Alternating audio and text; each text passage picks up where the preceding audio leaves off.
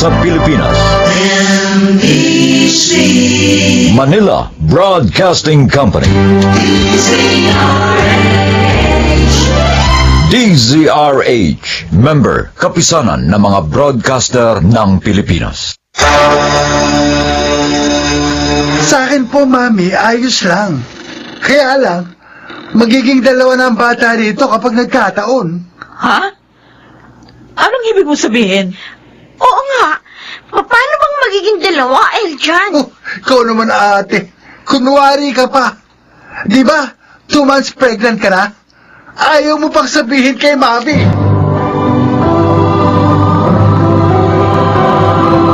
Handog ng DZRH ang tunay sa kanyang panahon. May tila palo ang nakaraan na masakit damhin, subalit ito'y may dalang aral sa atin. Mga kaibigan, pakinggan po natin ang naging karanasan ni Merced sa ating dunang sa kanyang panahon.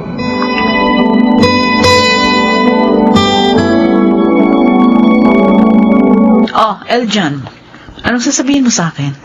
Mami, may overnight swimming kasi kami ng tropa sa Makalawa. Oh, Hingi sana ako sa'yo ng pera eh. Yan! Diyan ka magaling, Eljan, sa paglalakwatsa kasama ng tropa. Ang pag-aaral mo, hindi mo inaasikaso. Ikaw talaga, Ate Kyla. Tuwing may hingin ako kay Mami, lagi kang nakakontra. Hindi naman ako humingi sa iyo kahit may trabaho ka na. Kahit naman may trabaho na ako, hindi kita bibigyan ng pera. Dahil sa lakwatsa mo lang gagamitin. tama na yan. Hindi ko naman pinababayaan ang pag-aaral ko Wala naman akong back subject. My God! Ipinagmalaki pa? Puro palakol naman yung grades niya. Sabi ng tumigil na kayo! Si ate kasi, Mami, mahilig makialam.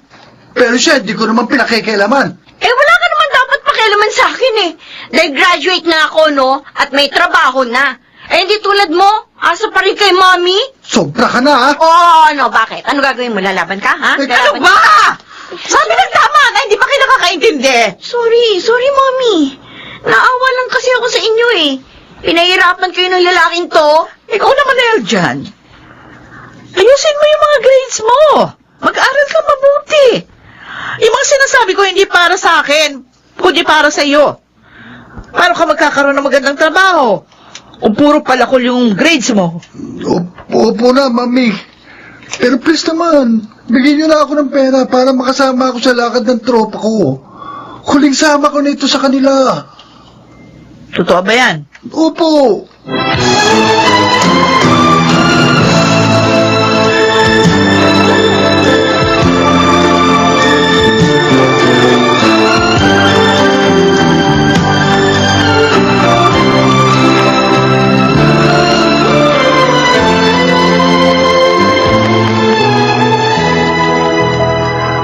Hello, Minnie. Ilang araw ko na kasi siyang tinatawagan pero ayaw mag-ring yung cellphone niya. Wala rin siyang sagot sa mga text ko. Nag-aalala kasi ako Hindi pa. Pwede mo pa ako samahan sa tinutuluyan niya? Sasabihin ko na lang sa'yo. Pag nakita na tayo, ha? O sige. Sige, oo. Hintayin kita bukas. Bye. Bakit? Ano problema mo? Boyfriend mo? Ha? Eljan! Siya ba? Nakipag-break sa'yo? Chismoso ka. Pwede ba huwag kang makialam? Ayos ka rin, ano? Pag ako, pinakikialaman mo.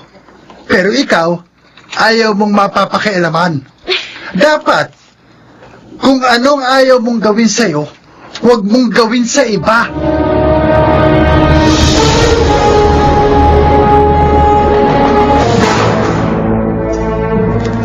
Galing ka kamo sa isang bahay ampunan, Yes, anak. ma, oo.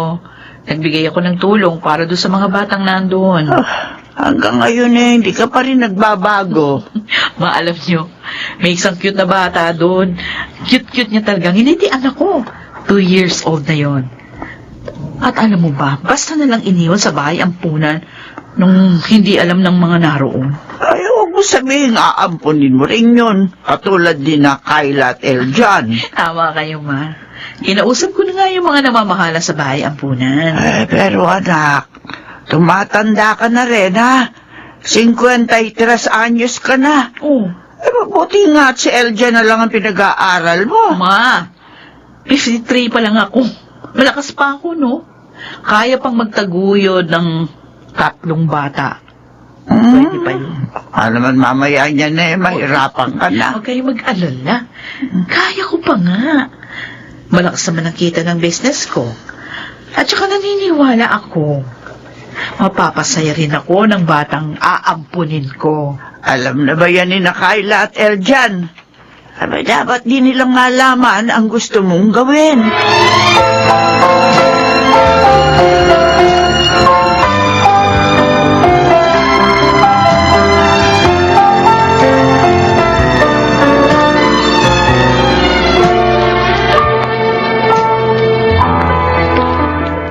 Parang importante itong pag-uusapan natin, ah. Yes, Eljan, importante. Sabagay, Mami. May sasabihin din po akong importante. Pero mauna na kayo. Okay. Mga anak, alam niyo naman kung gaano ko kayo kamahal, hindi ba? Yes, Mami. Kahit nangaampun niyo lang kami ni Eljan. Kaya naman po mahal na mahal namin kayo, Mami. Tsaka malalaki na kayo. Konting panahon na lang. Magkakaroon na rin kayo ng kanya-kanyang pamilya. At ako, maiiwan mag-isa. Mami, matagal pa ho ako mag-aasawa eh. Si ate siguro malapit na. Oh, hindi ka nakatitiyak dyan. Isa pa, hindi maiiwasan ang bagay na yon. At ayoko naman kayong pigilan sa inyong mga kaligayahan. Kaya naisip ko, muling mag-ampon ng bata. Ha? Hmm? Mag-aampun po uli kayo? Yes. 2 years old na siya. At tulad nyo, gusto ko rin siyang mabigyan ng magandang kinabukasan. Sa akin po, Mami, ayos lang yun. Kaya lang, magiging 2 na bata rito pag nagkataon. Ha? Anong ibig mo sabihin? Oo nga. Paano ba magiging 2, Eljan? Oh, ikaw naman ate, kunwari ka pa. Di ba, 2 months pregnant ka? Ayaw mo pang sabihin kay Mami? Ano? Paano mo nalaman? Nung makalawa, pumasok ako sa kwarto mo. Hihiramin ko sana yung laptop mo eh. Pero nakita ko sa tukodor mo ang isang sobre at nang buksan ko, nakita ko ang resulta ng pregnancy test mo. At sabi doon, 2 months kang buntis. Kayla, sino ang ama ng dinadala mo? Mami, I'm sorry. Bakit ka humingi ng sorry? Wala na siya. Inakasan niya. Pananagutan niya. Ano ba naman yan, ate?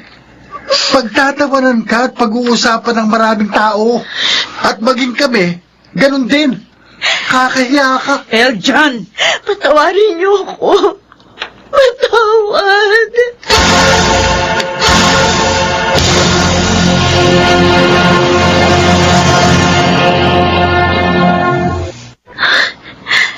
Tama si Eljan.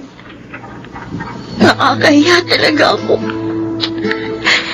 Inampan na nga kami ni Mami Merced. Binigyan ko pa siya ng kahihiyan. Kung alam ko lang na walang kwenta pala si Daniel, hindi ko dapat ipinagkatiwala ang sarili ko sa kanya. Pero huli na ang lahat. Huli na. Disgrasyada na ako. Kayla. Anak, Mami Merced. tama na yan. Hindi yan makakabuti sa kalagayan mo. Ang laging umiiyak. Tama si Eljon. Nakakahiya ako. Kasalanan ko. Dahil hindi ako naging maingat. Nagkamali ka man ngayon. Siguro, sa susunod, mag-iingat ka na. Sorry. Iba. Tama na. Tumahang ka na. At alagaan mo yung magiging apo ko. Itataguyod natin yan. Kasama ng batang aampunin ko.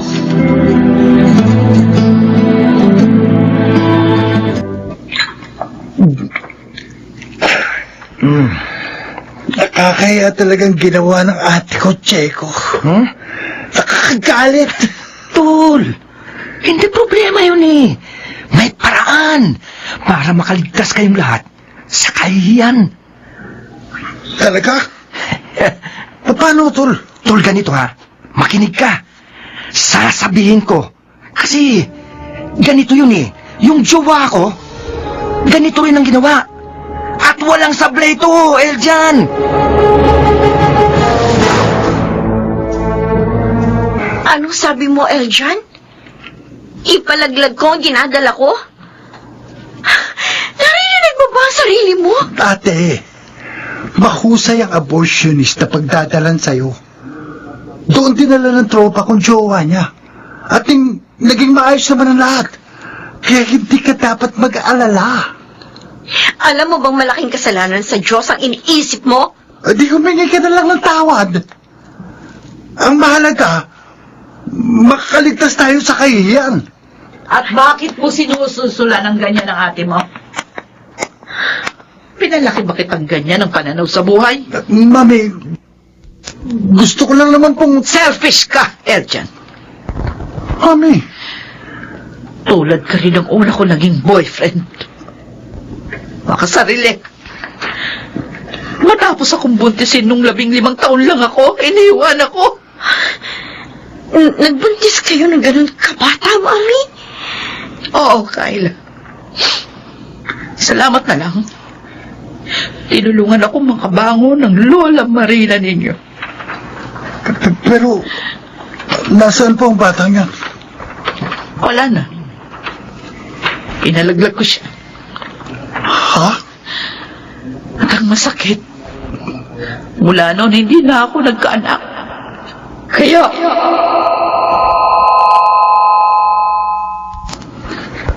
I'm sorry, Marcel. Pero hindi ko na kaya.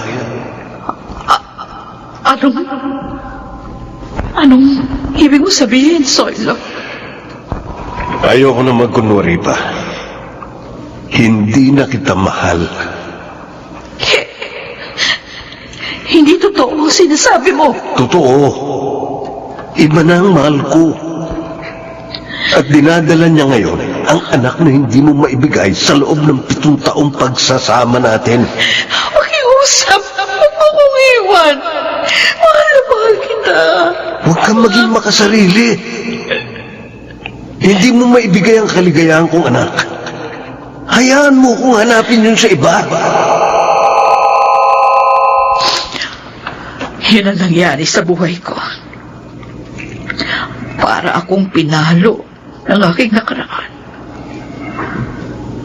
Hanggang sa ampunin ko kayong dalawa.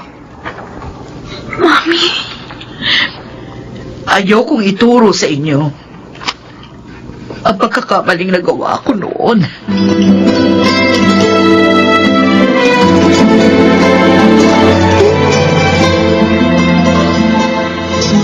Ano, Tol? Kailan natin dadalhin na ate Kayla mo dun sa sinasabi ko sa'yo? Hindi na, Checo. Ha? Hindi na natin siya dadalhin. Ayaw niya? Di sana pinaliwanagan mo. Nagbago na rin ang isip ko. Ano ba yan? Tama si Mami. Hindi namin dapat tularan ang pagkakamaling nagawa niya noon. Hindi baling harapin ang kahiyan kaysa maramdaman ang hambalos ng nakaraan.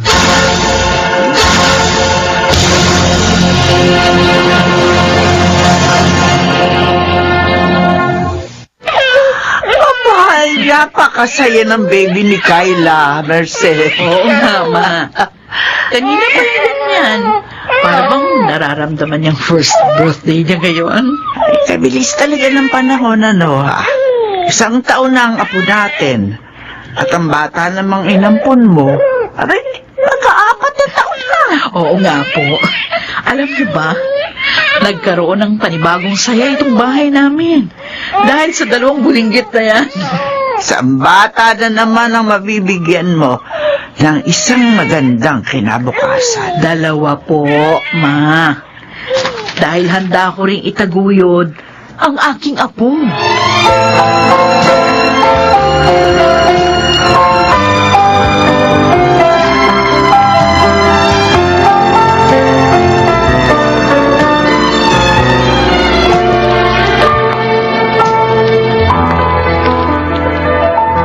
Kayla, Yes, Mami. sino yung naghatid sa'yo dito kanina? Office mate ko po. Si Andrew. Nanliligaw ba sa iyo, ate? Di. Pero nagpaparamdam. Alam ba niya ang tungkol kay Aaron? Yes po. Hindi ko po inilihim sa office na single mom po ako. Wow! Matatag na ang ate ko, ha? Dahil kay Mami at sa kanyang nakaraan, Eljan. Ako rin, Binago nung nakaraan ni Mami. Kaya kapag nagka-girlfriend ako, at halimbawang ubuntis ko, hindi ko siya tatalikuran. At lalong hindi ko ipalalaglag ang aming magiging anak. Oo, tama yan. At natutuwa ako, mga anak, dahil natuto kayo sa aking nakaraan.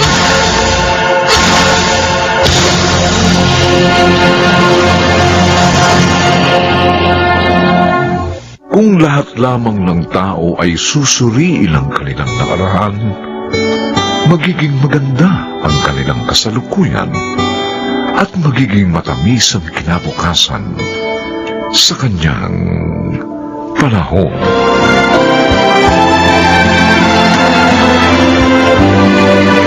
Mga nagsiganap: Rosana Villegas, Chiquit del Carmen Amor, Bobby Cruz, Susan Robles, Lionel Benjamin, at Jerry Mutia. Special Sound Effects, Bernie Bascal. Technical Supervision, Bong Muyar at Eric Lucero. Musical Scoring, Buboy Salong. Ito'y mula sa panulat ni Telma Corporal Alcantara at sa pinagsamang direksyon ng inyong lingkod, June Martin de Gaspi at Bobby Cruz. Sa kanyang panahon.